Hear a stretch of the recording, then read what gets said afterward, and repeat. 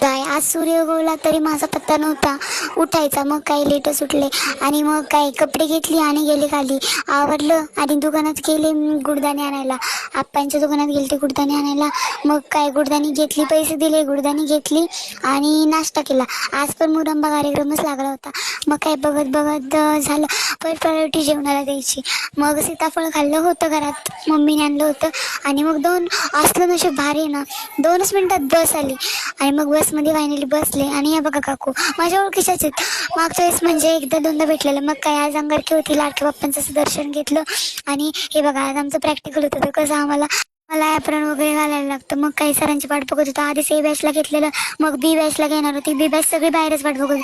हे बघा गॅस, त्याच्यावरती कढई आणि त्याच्या आतमध्ये कालवण बिलवण वगैरे. नाही हो तसं काही नाही, त्याचं हे वेगळं आहे. मग काही प्रॅक्टिकल झालं आणि घरी यायला निघाले. मग आज मैत्रिणी होत्या सोबत आणि मग काय आज मंगळवारचा बाजार होता. चला म्हटलं पोरीला फिरून येऊ आपण.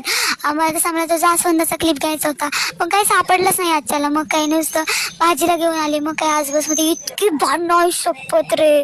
आणि मग काय परत आठवलं आपलं आता युनिव्हर्सिटी एक्झाम आली. मग काय आता टाइम टेबल तर करावं लागेल.